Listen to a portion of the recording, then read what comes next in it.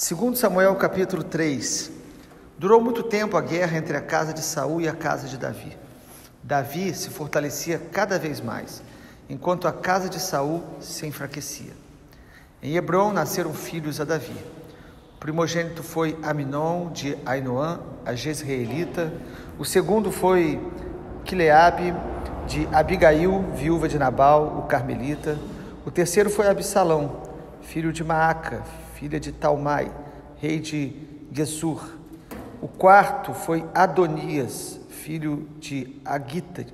O quinto foi Cefanias, filho de Abitai. O sexto foi Itreão, de Eglá, mulher de Davi. Estes filhos de Davi nasceram em Hebrom.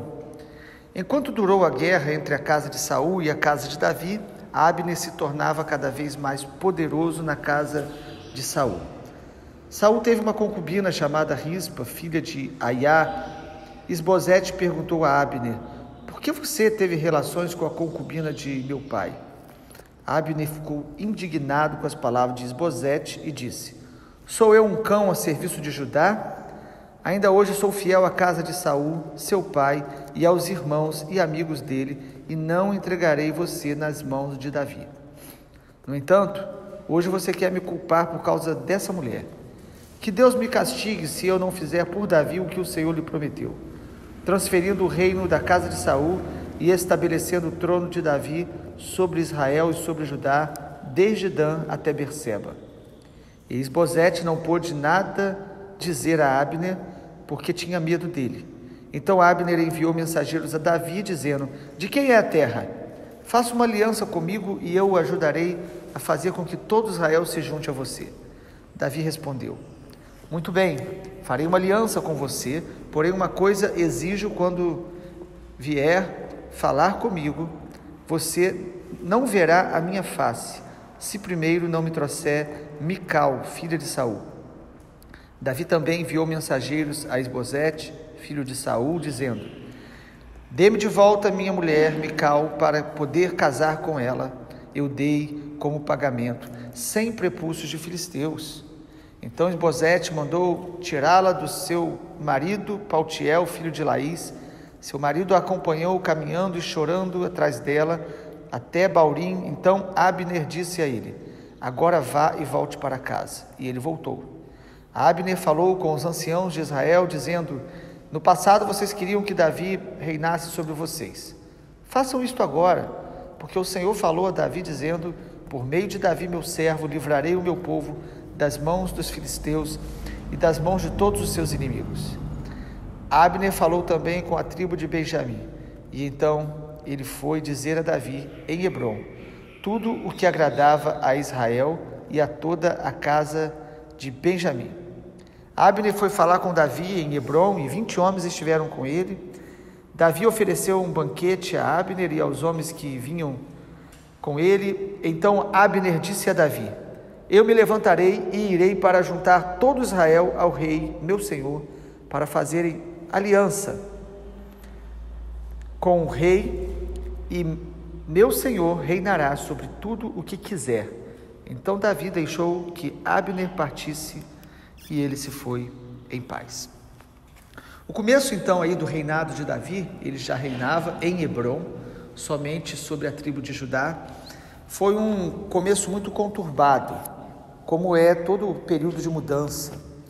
Havia então a tribo que assumia o nome de Israel, mas incluindo aí todas as demais tribos, que quem estava reinando era o filho de Saul. O filho de Saul, Isbosete, foi quem assumiu essa liderança. E ele tinha um fiel guerreiro, cujo nome é Abner, que praticamente assim encorajava ele, que estava na frente das batalhas. E como foi aí esse começo de reinado de Davi? Primeiro a gente percebe que havia um conflito muito grande entre a casa de Saul e a casa de Davi, versículo de número 6. Então a gente percebe que aquela rivalidade que Saul tinha com Davi, parece que aqueles também que eram fiéis a Davi, começaram a ter um grande embate com aqueles que eram fiéis a Saul. Saul tinha morrido, mas havia um povo ali que tinha um certo status, prestígio, tinha uma certa conquista que eles alcançaram com Saul, e eles queriam continuar, eles queriam ter este poder, eles queriam estar no governo. A grande questão do homem é essa busca pelo poder, como que as pessoas elas entram em grandes embates por questões quando fala de política, de governo, seja ele local, seja ele mais amplo, de uma nação. Irmãos, havia guerra entre a casa de Saul e a casa de Davi. E o versículo de número 6 diz que Abner se tornava cada vez mais poderoso na casa de Saul. Ou seja, todo governo tem aquelas pessoas que vão se destacar. Nesse caso, no reinado que era fiel ao filho de Saul, Abner, ele era este homem que tinha cada vez mais prestígio. O que acontece é que o texto começa a nos mostrar os conflitos internos que estavam acontecendo ali nos fiéis à casa de Saul. Versículo 7 diz que Saul tinha uma concubina, e Isbosete, que era o filho de Saul, foi perguntar a Abner por que ele teve relações sexuais com ela. Ou seja, Abner aproveitava da posição dele, da autoridade dele também para fazer o que ele bem queria. Infelizmente, irmãos, essa é a história do homem. Quantas pessoas que às vezes porque alcançaram alguma coisa, seja um poder, seja um certo prestígio, eles começam a achar que eles têm direito de fazer tudo o que eles querem, que não podem ser questionados. O ser humano, nós temos um coração muito enganoso. Às vezes a gente começa a querer achar que a nossa vontade é a vontade de Deus, e às vezes a gente começa a querer que todas as pessoas concordem com o que a gente faz, com o que a gente quer, com aquilo que nos dá prazer. Então o texto mostra Abner já com o poder subir na cabeça, e realmente ele foi lá e ele se prostituiu com essa concubina de Saul. O versículo 8 diz que ele ficou muito indignado quando ele foi contrariado. Irmãos, como nós às vezes ficamos indignados quando alguém nos corrige, às vezes com pequenas coisas, porque o nosso coração vai ficando endurecido. Abner fica indignado e ele usa palavras bem duras aí para Isbosete. Isbosete, lembra os irmãos, ele era o rei, entre aspas, aí do reino de Israel. E olha o que ele diz, ele fala: sou eu algum cão a serviço de Judá? Eu ainda hoje sou fiel à casa de Saul. Ou seja, ele usa o prestígio, a fidelidade dele, o seu trabalho que ele servia à casa de Saul para se defender. Ao invés de ele falar do pecado dele, assumir o seu erro, ele começa a se defender atacando. Ele diz: você está querendo me culpar por causa dessa mulher? E no versículo 9, irmãos, ele usa o nome de Deus em seu próprio favor. Um outro grande perigo. Versículo 9: que Deus me castigue se eu não fizer por Davi o que o Senhor lhe prometeu, transferindo o reino da casa de Saul, estabelecendo o trono de Davi sobre Israel e sobre Judá, desde Dan até Berseba. O que Abner então faz quando ele se vê contrariado, quando ele se vê de alguma forma limitado, criticado pelo seu ato? Ele simplesmente diz o seguinte: eu não vou mais ser fiel a Isbosete, eu vou ser fiel a Deus, ou melhor, a Davi. Eu vou dar apoio a Davi, porque Deus disse que ele vai ser o próximo rei. Ele se une a Davi com interesses pessoais, com interesses gananciosos. Ele se une a Davi muito mais por rebelião a Isbosete do que por uma consciência, por um toque de Deus. Então, irmãos, quantas pessoas que o que elas querem é o poder a qualquer custo. Então elas atacam, elas mentem, elas trapaceiam, elas se rebelam. A gente vê isso o tempo todo, em âmbitos de governos políticos, em partidos, e a gente vê isso também nos relacionamentos. Pessoas que se relacionam por interesse e não por propósito, e não por fidelidade a uma causa, a valores. E essa é a história de Abner, irmãos. Abner está crescendo no poder, está soberbo. Ele diz que não aceita a correção e diz: eu agora vou apoiar Davi. E o versículo 11 diz que Isbosete não pôde fazer nada a Abner, porque tinha medo dele. Abner era um guerreiro, era um homem frio e calculista, era um homem acostumado a matar, a guerrear, a liderar um povo. Então ele era alguém muito estratégico no governo de Saul. Todo governo, todo líder, ele tem pessoas que são estratégicas. Só que Abner, infelizmente, ele estava ali mais pelo poder do que por um propósito. Então ele estava disposto a tudo e Isbosete tem medo dele. E é no versículo 12 que Abner já começa a colocar em prática o seu plano de conspiração contra Isbosete. Versículo 12: Abner enviou mensageiros a Davi dizendo: de quem é a terra? Faça uma aliança comigo, eu vou ajudar e fazer com que todo Israel se junte a você.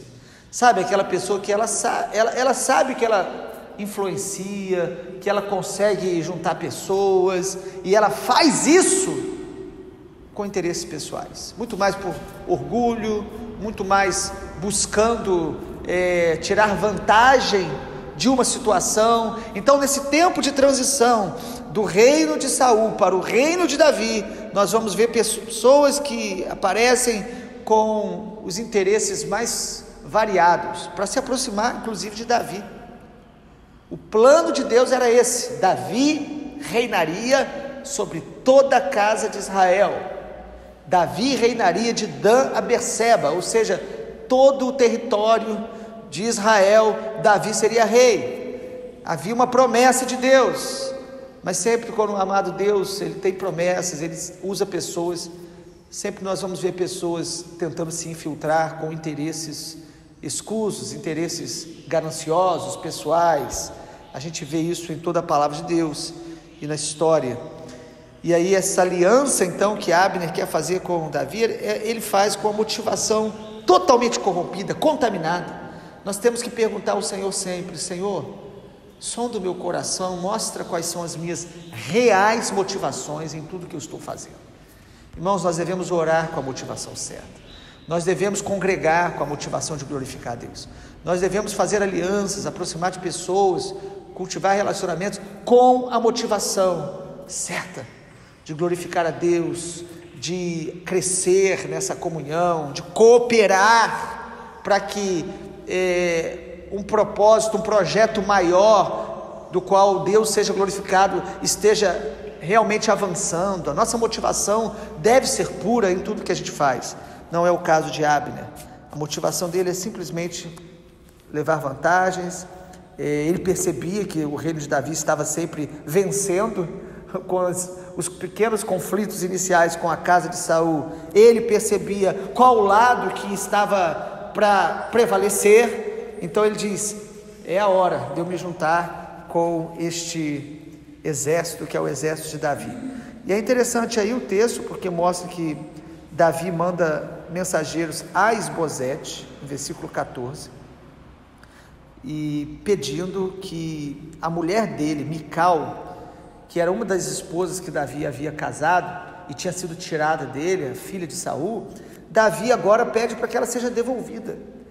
Davi então quer recuperar aquela mulher que ele, enfim, na cultura deste tempo, ele tinha adquirido, ele tinha comprado, ele tinha lutado uma grande guerra para poder tê-la como recompensa. Então ele diz: eu quero de volta Mical.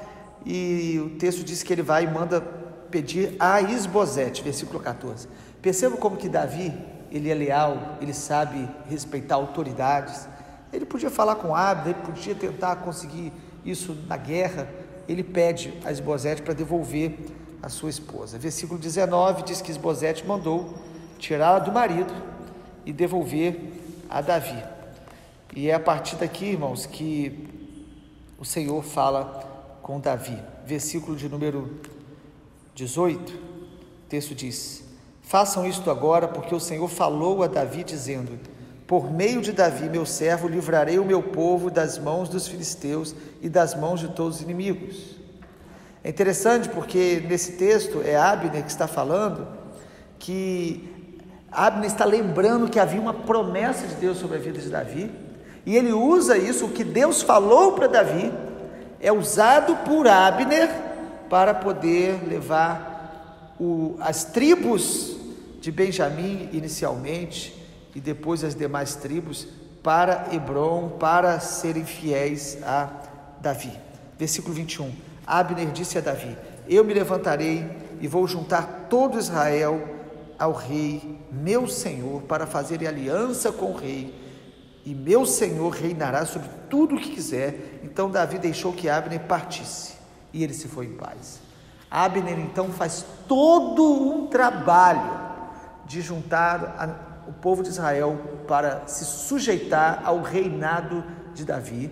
Ele usa o que Deus falou para Davi, mas a intenção dele, irmãos, não é uma intenção boa. Que Deus guarde o nosso coração diante do que Deus está fazendo no nosso contexto, na nossa congregação, na nossa nação. Que o nosso coração não seja um coração interesseiro, mas que nós possamos fazer alianças com a motivação de glorificar a Deus, de ser leais uns aos outros, de buscar sempre corrigir os nossos passos quando somos corrigidos e precisamos ser corrigidos. Que o nosso coração seja inteiro diante de Deus. Vamos orar. Pai, nós queremos te agradecer, queremos aprender com a tua palavra, mesmo com os maus exemplos. Nós cremos, Pai, o Senhor registrou estes maus exemplos para que possamos olhar, temer o Senhor e ser pelo Senhor corrigido. Senhor, purifica as motivações do nosso coração em tudo que nós fazemos. Tudo que nós fizermos, seja feito para a glória do Teu nome, seja feito para testemunhar de Jesus. Livra-nos de fazer alianças, de, ó Deus, inclusive influenciar pessoas com interesses meramente pessoais e para envaidecer ou para tirar vantagens. Guarda o nosso coração, nós pedimos assim, em nome de Jesus. Amém, Senhor.